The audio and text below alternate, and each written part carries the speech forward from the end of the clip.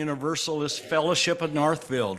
My name is Wyman Weinbeck, and my wife Susie and I have been proud members of this UUFN family for about five and a half years now.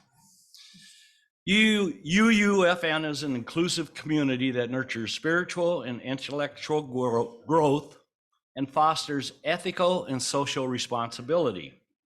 If you're a visitor either on site or online or a first-time attendee here, we're glad you're with us, and we invite you to stay after the service to get acquainted. We welcome your questions and look forward to getting to know you. Later in the service today, we will take our Share the Plate offering as a way to care for the wider world. This month's Share the Plate recipient is Doctors Without Borders. Doctors Without Borders is an independent and impartial humanitarian organization, and they are responding to the mounting humanitarian crisis in Gaza. They work with climate change refugees, and they go into places across the globe where they can most directly ease human suffering.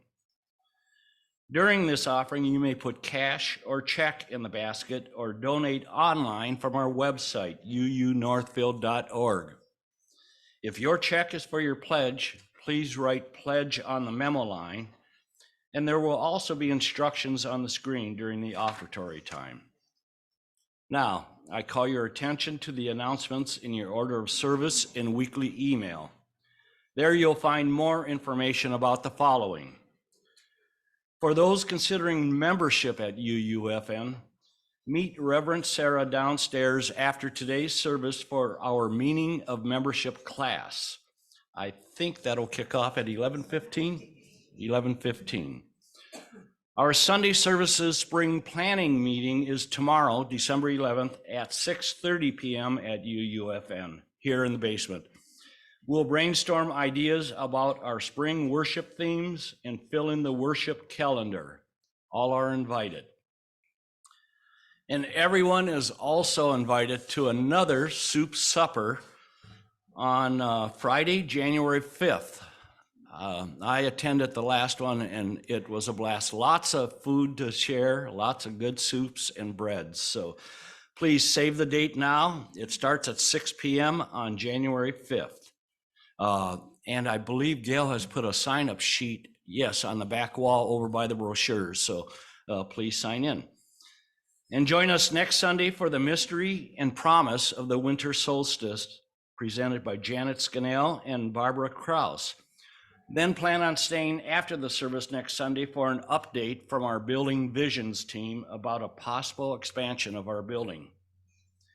And please note, we will not have a Sunday morning service on Christmas Eve, but rather we'll gather at 4 p.m. to tell an ancient story in new ways during our annual Christmas Eve candlelight service.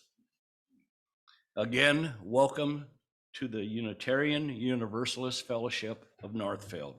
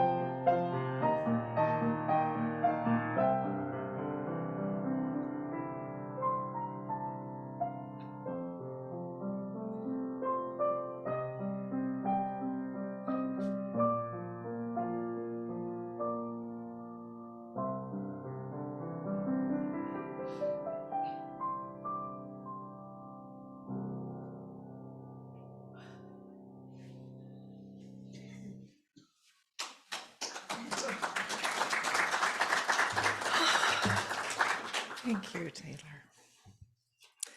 Good morning, all. I am Reverend Sara Smalley. I serve this congregation as its minister, and it is good to be together this morning. Our theme this month is the gift of mystery. This sense that in a world of too much information that rewards certainty and control, it is a gift to soften our grip and awaken our wonder. In that spirit, welcome to this luminous, mysterious, irreplaceable moment together. Our opening words are from Tanya Marquez. It is a wonder and a mystery that our paths have crossed, that in the immensity of time, the vastness of space, we coincide here. I am in awe at all the ways in which our lives intersect and intertwine, at the beauty we create when we gather. May our coming together make us more compassionate, more just, more caring, and more loving. May our hearts and minds be open to this offering. Let us worship. Let us marvel at the mystery and miracle of being here right now, and the mystery that has brought us together. We affirm that this moment shimmers with the light of the whole universe. Come, let us worship together.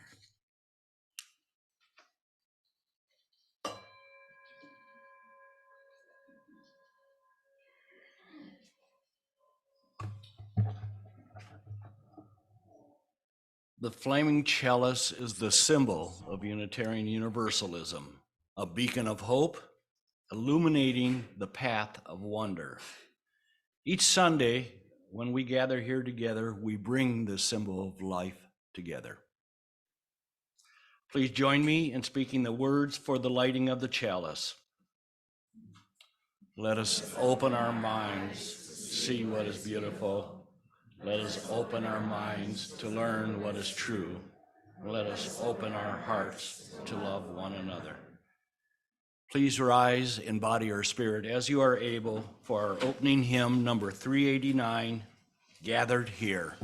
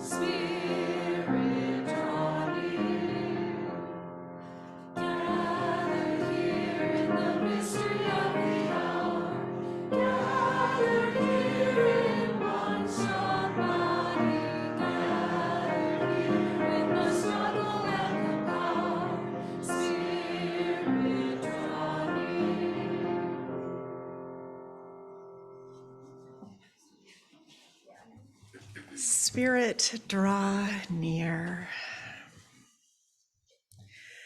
I want to give some background today to start about our theme and our service today.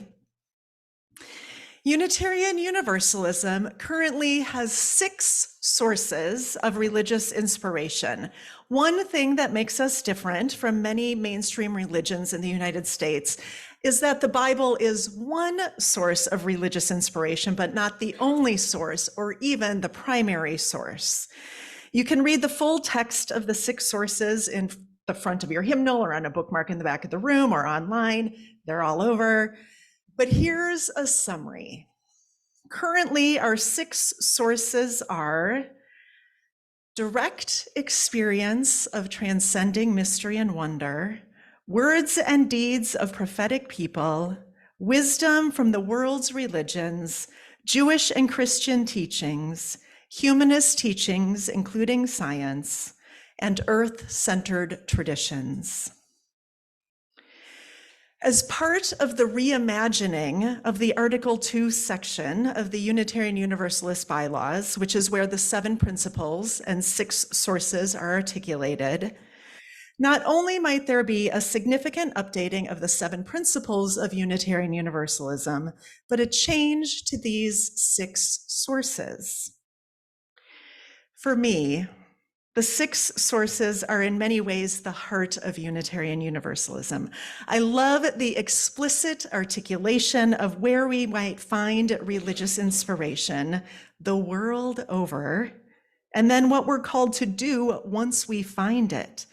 For example, the full text of the 2nd source reads, "Words and deeds of prophetic people, which challenge us to confront powers and structures of evil with justice, compassion, and the transforming power of love." Words and deeds of prophetic people are a source of inspiration for Unitarian Universalists. They challenge us to confront structures of oppression with the transforming power of love. That matters to me, that is part of our religion. But when the Article 2 Study Commission was charged with reimagining the principles and sources, they made the compelling arguments that first, the language of the sources is outdated and doesn't accurately reflect Unitarian Universalism in this century. They were written in 1985. And second, that it is impossible to list all of the sources of inspiration for Unitarian Universalists. Art, poetry, music, dance, conversation, and more are ways we know our connections to humanity and to the holy, however we define that, but they're not listed as a part of the 6 sources. We could certainly debate these changes. I've given them lots of thought, but I am going to invite us to not go straight to debate without first experiencing how the new proposed articulation of what inspires us as UUs might inspire us. May we allow ourselves to be inspired. Here is the new proposed language, which is also on the cover of your order of service if you want to dig into it more later. Proposed revision of Article 2 of the bylaws of the Unitarian Universalist Association, Section 3-2.3, Inspirations. Direct experiences of transcending mystery and wonder are primary sources of Unitarian Universalist inspiration. These experiences open our hearts, renew our spirits, and transform our lives. We draw upon and are inspired by sacred, secular, and scientific understandings that help us make meaning and live into our values. These sources ground us and sustain us in ordinary, difficult, and joyous times. We respect the histories, contexts, and cultures in which these sources were created and are currently practiced. Grateful for the experiences that move us, aware of the religious ancestries we inherit, and enlivened by the diversity which enriches our faith, we are called to ever deepen and expand our wisdom. That this month's theme is the gift of mystery is not a coincidence. It is part of our year-long study of these proposed Article 2 changes before they are voted on at our denominational meeting in June.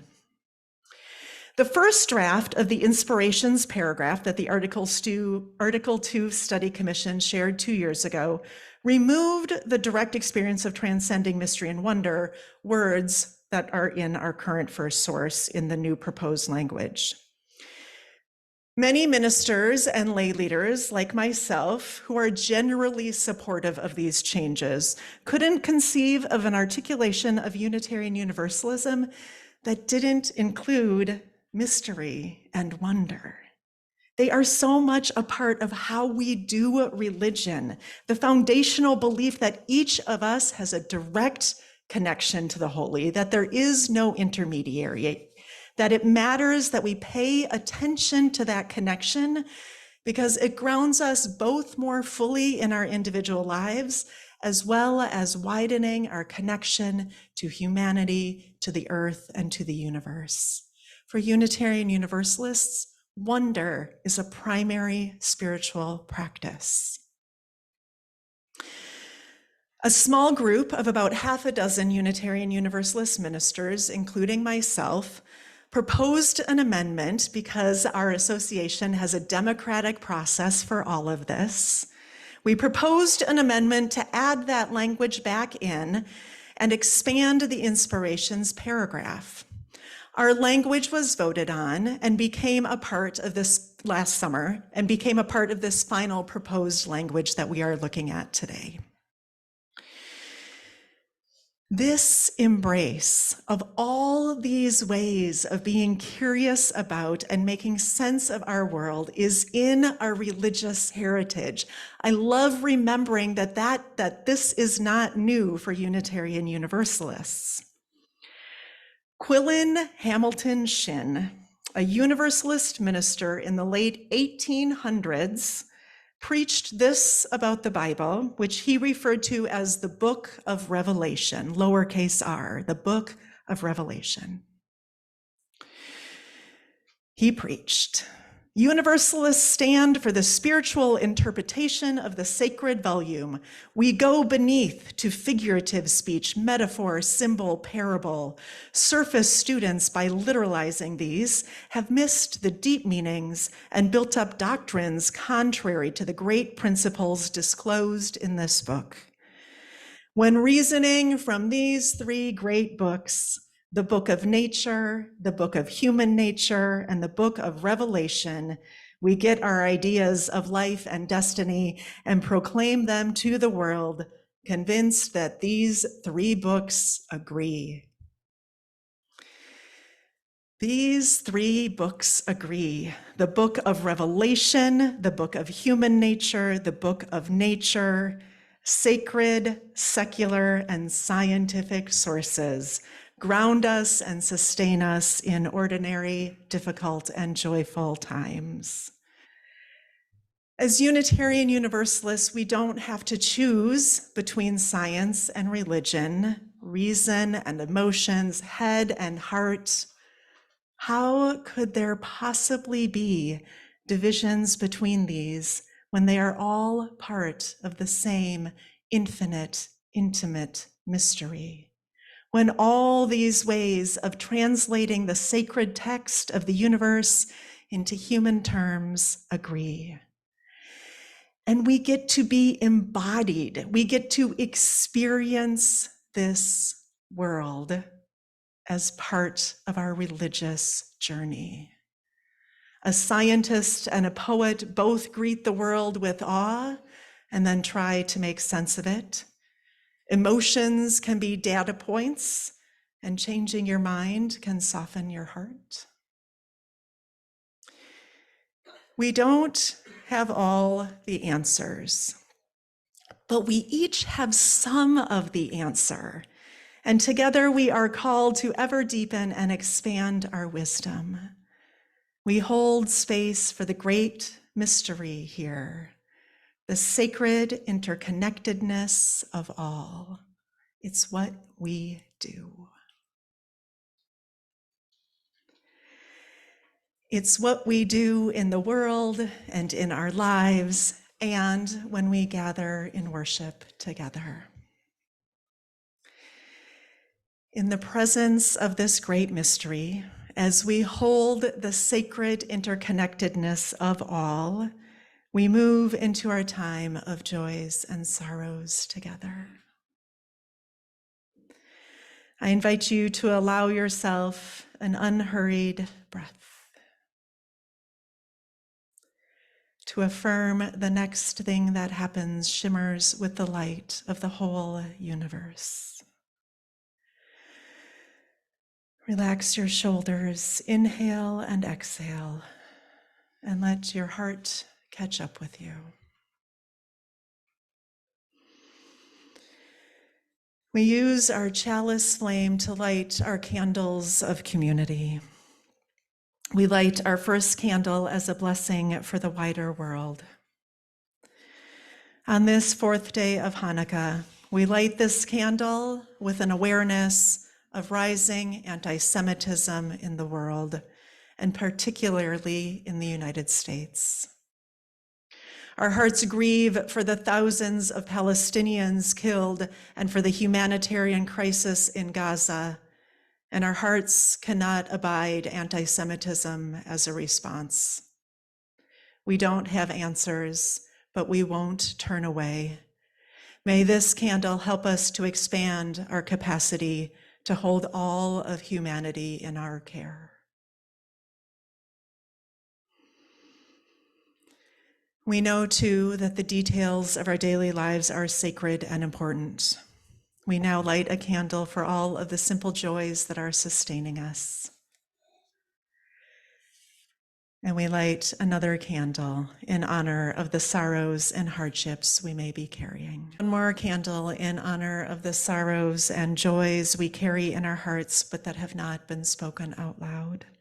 And we move into a time of shared sacred silence.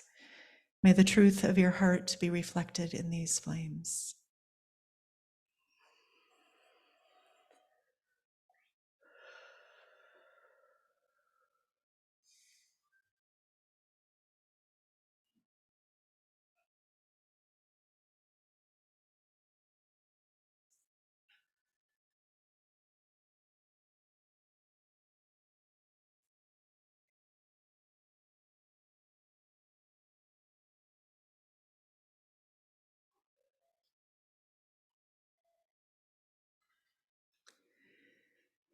Amen, and blessed be.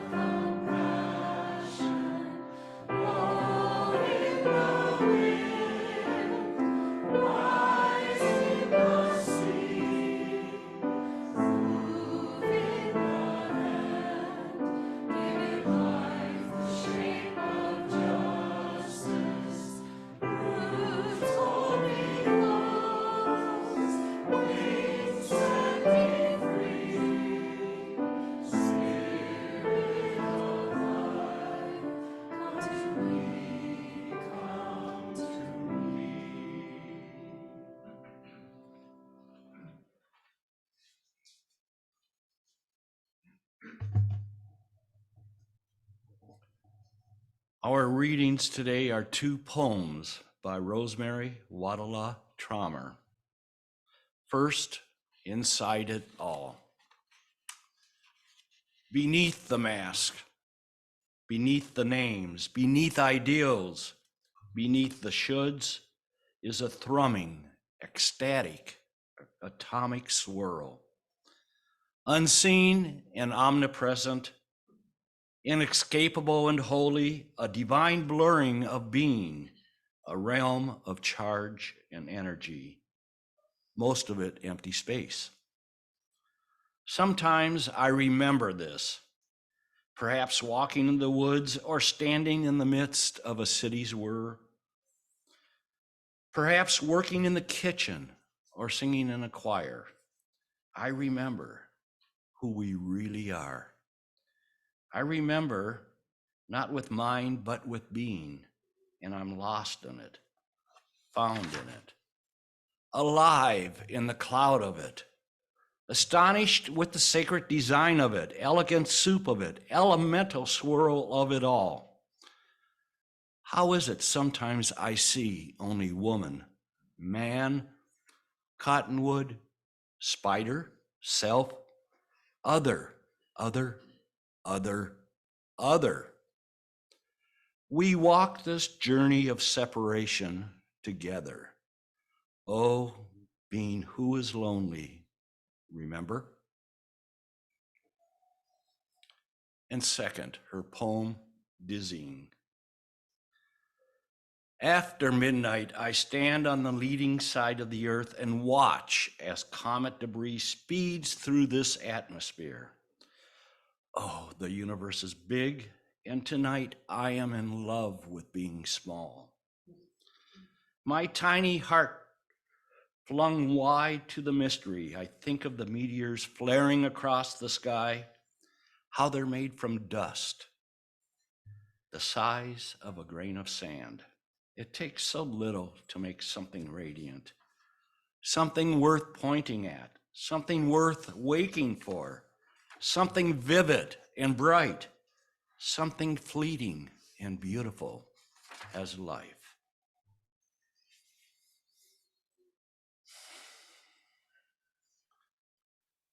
We will now gratefully give and receive our Share the Plate offering for Doctors Without Borders, so that we may support them in their work across the globe, easing human suffering. Will the ushers please come forward?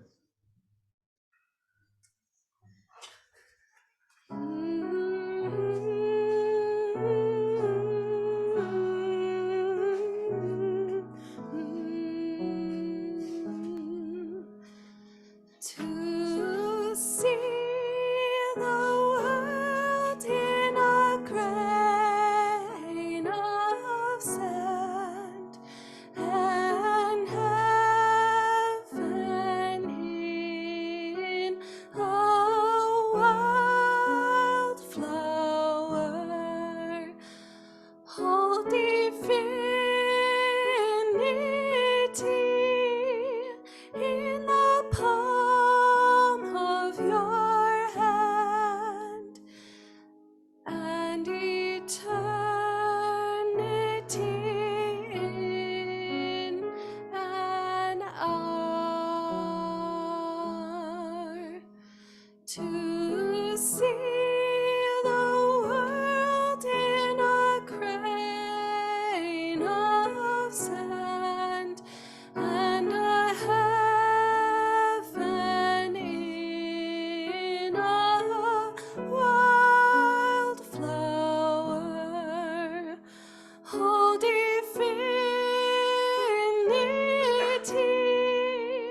in the palm of your hand, and eternity in an hour.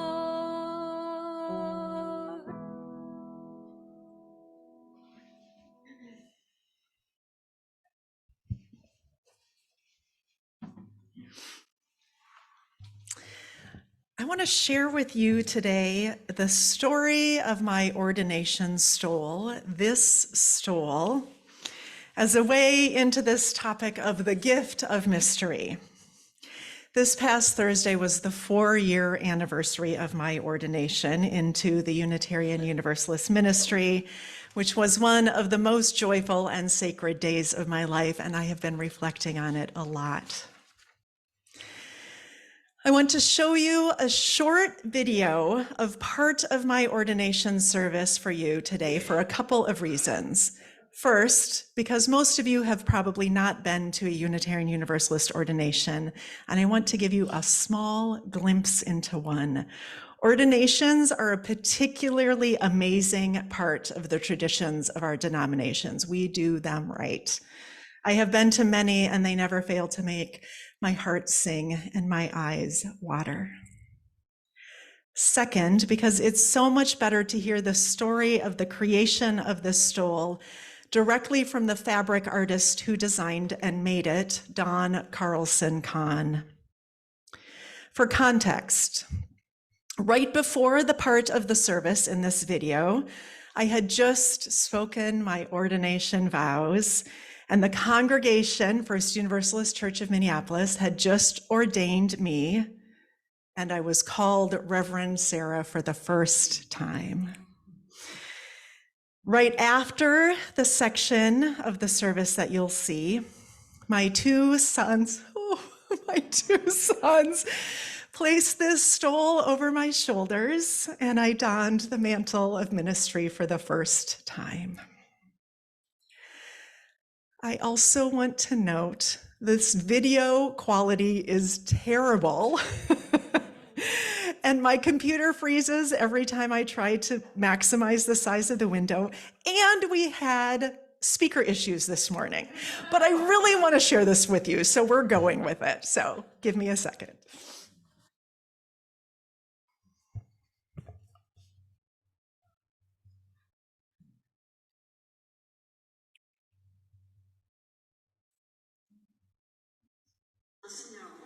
When I make a custom stole, I ask about one's journey into ministry, what they want to say theologically, and then we discuss how to express that visually.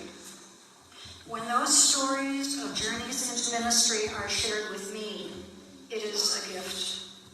And I try to return that gift in my ministry with giving visual voice to their images, imagination, and theology.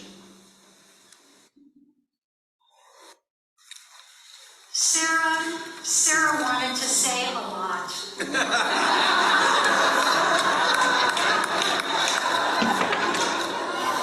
She wanted earth and air and wind and fire and seeds and the galaxy and movement and growth and transitions and thresholds. All the beginnings and endings being in relationship and connection.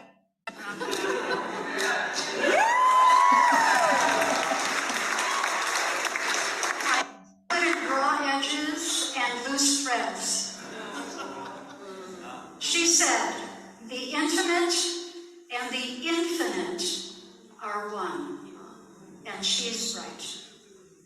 From the moment she said yes to ministry, she has been aware of the weight and the beauty of wearing this mantle of ministry. It is not light, but she will bring light. Sara, as you share the meaning of this stole with children and adults alike, I am guessing you will be gifted with some of their stories, and it will expand the stole you named from seeds to stars. May it be so. And the Robbinsdale Parkway UCC sends love and blessings to you this ordination day.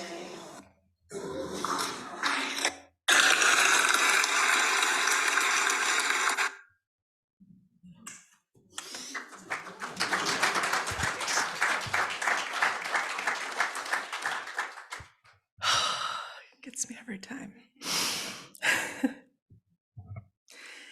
Let me give you more of a tour of this stole that Don created. It is a fabric representation of sunrise and sunset over Lake Superior, a meditation on how the bright, blessed day and the dark, sacred night, on how endings and beginnings forever flow together. The stole starts here in the darkness of soil, grounded in earth, where seeds are held and hidden. Green sprouts grow out of the dirt. It then moves to grains of sand along a shoreline where land meets lake, then waves and movement and the water of life. Next is the horizon and the fire of our closest star, the sun, rising and setting, marking each day of our finite lives. Then it moves into breath, into air, before moving past the Earth's atmosphere into eternity, the swirl of galaxies and stars, the finite and the infinite touching, sewn together with threads of intention. Groundedness, creation, transformation, inspiration, transcendence, earth, water, fire, air, mystery, and then back again. Mystery, air, fire, water, earth. Not just from seeds to stars, from stars to seeds. I think it's easy to think of the vastness of the night sky and the farthest galaxies when we think of mystery. But what about the mystery and wonder of a single grain of sand? One of my favorite parts of this stole is one specific grain of sand. I have a specific grain of sand on this stole that is my favorite. Dawn included this tiny stone along the shoreline, right where earth and water meet. It's in the shape of a heart. We never know what we might find in the in-between spaces where we might find love, tiny, enormous beauty. The offertory song that Taylor sang so beautifully is number 398 in our hymnal, a poem written by William Blake and set to music by Edward Grieg, who was a Unitarian composer in the late 1800s.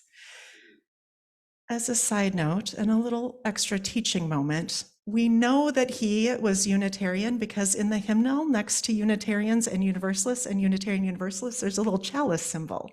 So you can always see in the hymnal who were the artists and creators from our own tradition. This is Blake's words.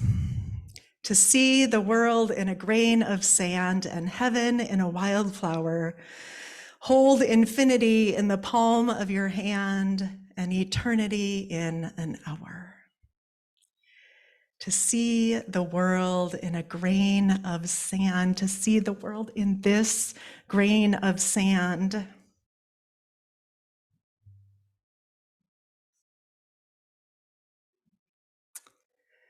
This grain of sand in the shape of a heart at the threshold of land and water. This grain of sand that connects me to the fabric artist and my friend, Don Carlson Kahn, and connects me to my call to ministry decades in the making, and to every human hand who made this stole possible, every factory worker, store worker, truck driver, purchasing manager, and CEO who made this fabric and these threads possible.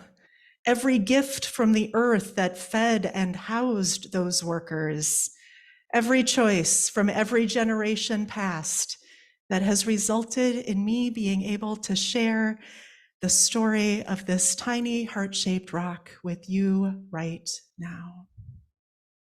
It's all connected. To hold infinity in the palm of your hand or have it stitched onto your stole. Or maybe eternity is found in the sand in this bowl here that holds up our joys and sorrows candles each week. The infinite and the finite together. The seed of the Big Bang, the seed of all creation, was smaller than a grain of sand. Oh, the universe is big, and today I'm in love with being small. My tiny heart flung wide to the mystery. I think of the meteors flaring across the sky, how they're made from dust the size of a grain of sand. It takes so little to make something radiant, something worth pointing at, something worth waking for, something vivid and bright, something fleeting and beautiful as life.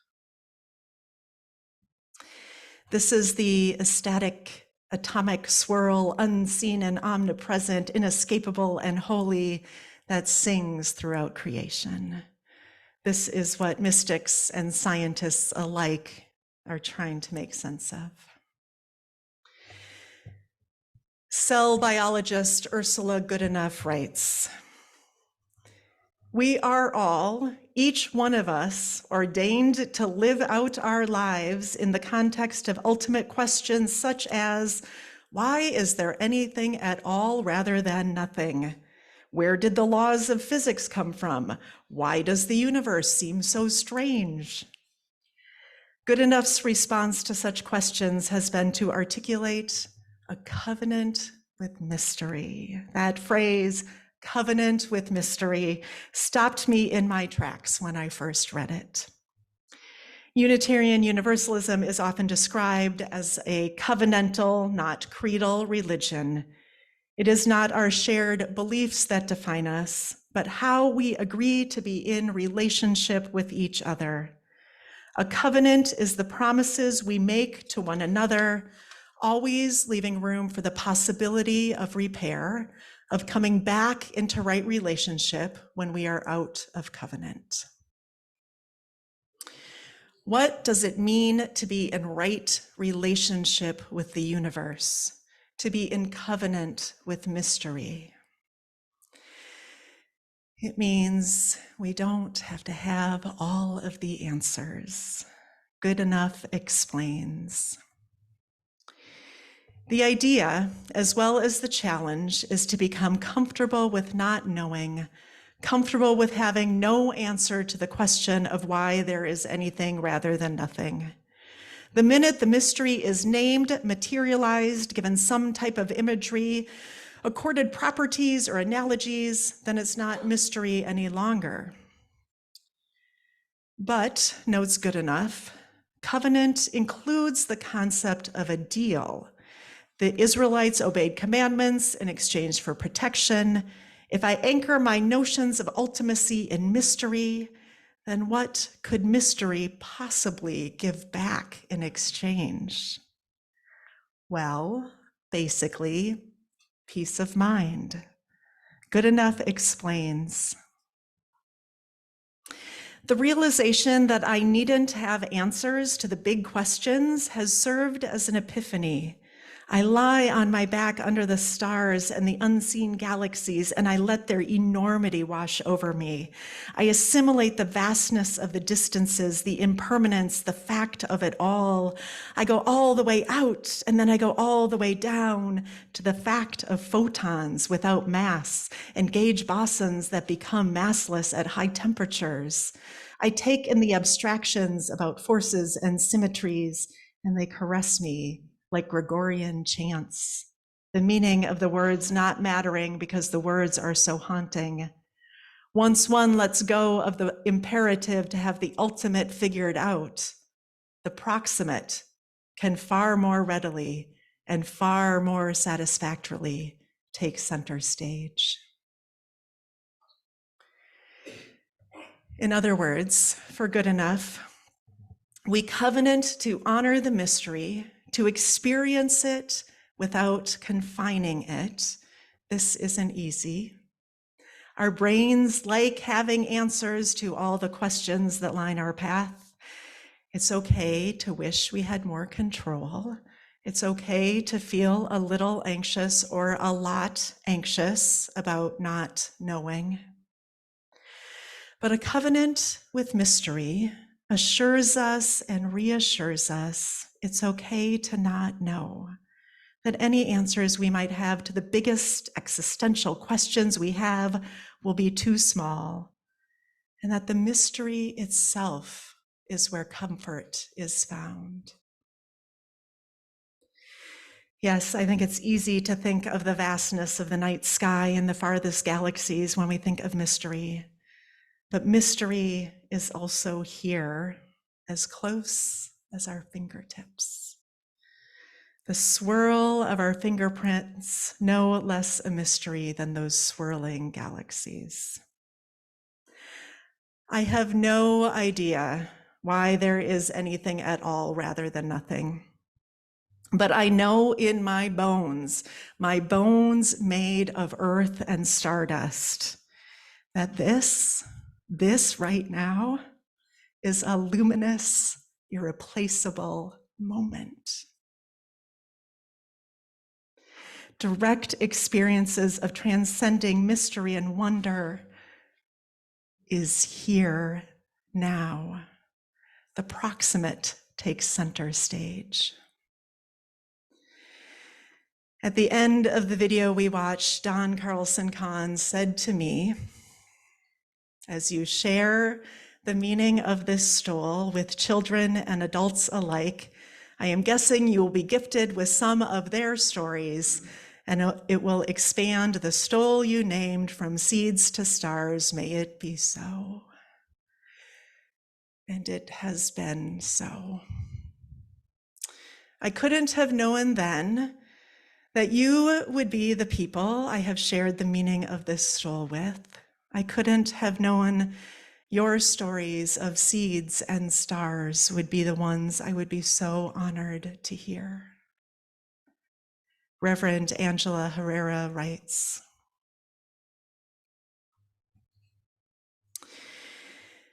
you bring yourself before the sacred, before the holy, before what is ultimate and bigger than your lone life, bigger than your worries, bigger than your money problems, bigger than the fight you had with your sister and your aches and pains, bigger even than your whole being, your whole self, who is part of and trapped within and blessed with a body that does what you want and doesn't do what you want and wants all the wrong things and wants all the right things.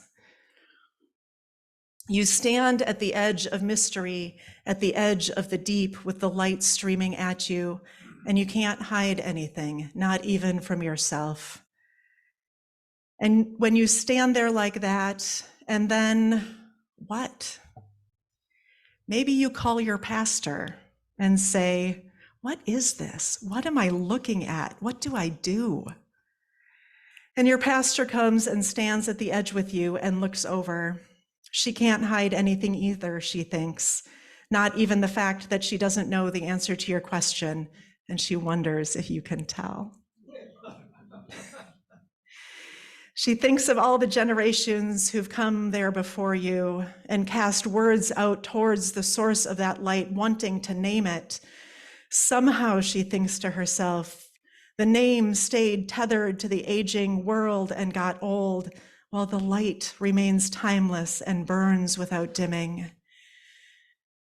Meanwhile, the armful of worries you brought to the edge of mystery have fluttered to your feet.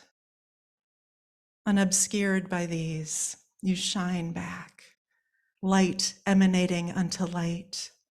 You, with your broken heart and your seeking, you are the utterance of the timeless word.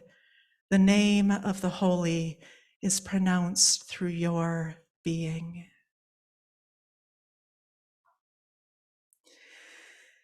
Your pastor comes and stands at the edge with you and looks over. She can't hide anything either, she thinks. I'm just here to stand at the edge of mystery with you. Or more accurately, we're all just here to stand at the edge of mystery together. To stand at the edge and talk about the Israeli-Palestinian conflict and have no answers, and sometimes even very little hope. But in the presence of mystery, to act as if peace were possible if we dare make it so. To stand at the edge and share your shining joy and your raging grief and honor the tears that flow. To stand at the edge as the mystery softens and your arm full of worries flutters to your feet. Oh, being who is lonely, remember who we really are. Be lost in it, found in it, alive in the cloud of it, astonished with the sacred design of it, elegant soup of it, elemental swirl of it all. May it be so for each and all. Amen.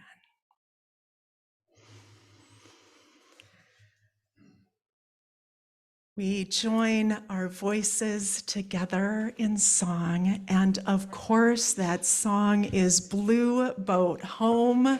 We are pilgrims journeying together across this wide universe.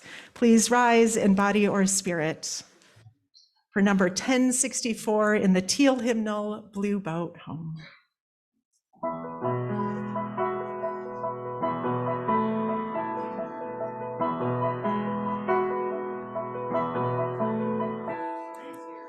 Though below I feel no motion, standing on these mountains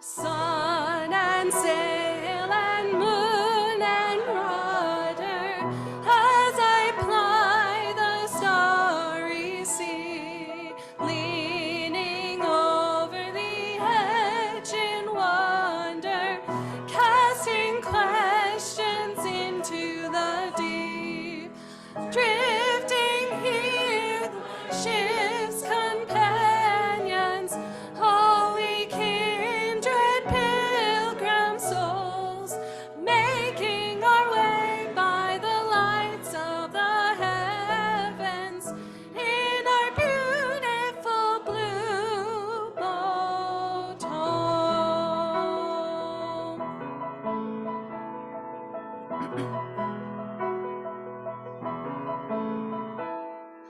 I give thanks to the waves upholding me, hail the great winds urging me on, greet the infinite sea for me, sing the sky my sailor song. I was born upon the fathoms, never harbor port I've known.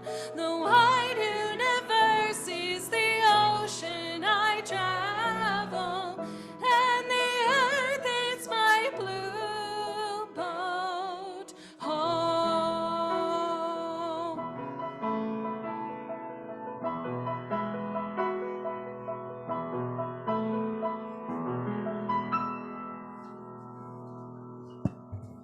Amen. You may be seated for our benediction. A reminder that our meeting of membership class will start downstairs about 11:15, so grab a cup of coffee, meet me down there. If you're interested in exploring becoming a member of UUFN, childcare is provided for that. We will go from about 11:15 to 12:30-ish, depending on how many questions y'all have. No later than 12:30. Our closing benediction is adapted from Reverend Gretchen Haley. Here we revel in curiosity and let the learning wash over us. Here we refuse to be seduced by certainty. Here we praise the mystery. Here we give thanks for all that grows beneath the earth and behind the stars, beyond our view, beyond our lifetime. As we go forth, let us know ourselves as sowers of seeds, tenders of possibility, called to presence and partnership beyond our imaginations. May we remember our promise to repair what has been broken, to insist on joy, and to lead in love. May it be so, and amen. We join together in the words for the extinguishing of the chalice. We extinguish this flame, but not the light of truth, the warmth of community, or the fire of commitment. These we carry in our hearts until we are together again. Please rise, embody your spirit. With your hand over your heart, holding a hand of those next to you, or whatever posture is most comfortable, we sing words of blessing one to another.